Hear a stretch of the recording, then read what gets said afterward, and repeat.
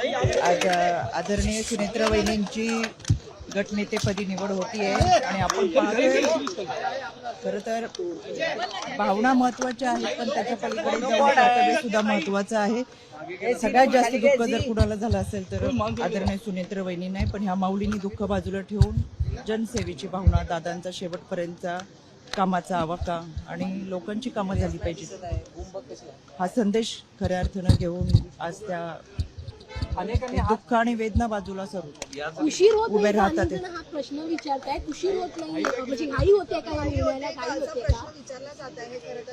आपण पाहिलंय महाराष्ट्रात देशात आतापर्यंत अशा अनेक घटना घडल्या ज्याच्यामध्ये अगदी 24 तासामध्ये सुद्धा शपथ या सगळ्या गोष्टींमुळे विलनीकरणाची जी चर्चा आहे होती, दोन्ही राष्ट्रवादी एकत्र येण्याची जी चर्चा होती त्याला काय पूर्णविराम मिळणार?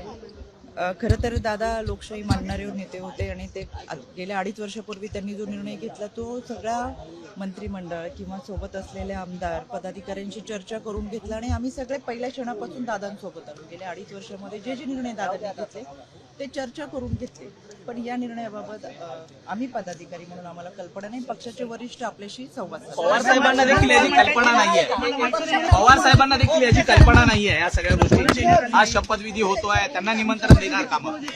याबाबत कल्पना नाहीये मला.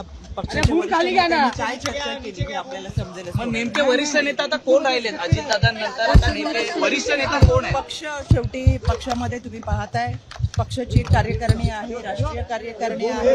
दादांनी जो 2.5 वर्षापूर्वी निर्णय घेतला त्यावेळेस दादांसमवेत आलेली लोक हे आमचा पक्ष आहे.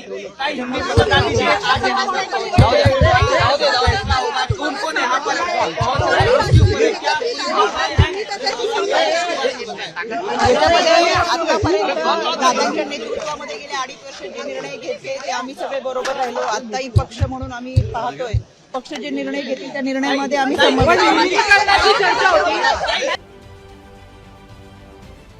महाराष्ट्रातील सर्व बातम्यांचे विश्वासार्ह व्यासपीठ सकाळच्या सर्व सोशल मीडिया प्लॅटफॉर्मला लाईक, फॉलो आणि सबस्क्राईब करा. तसंच सर्व नोटिफिकेशनसाठी बेल आयकॉन प्रेस करायला विसरू नका.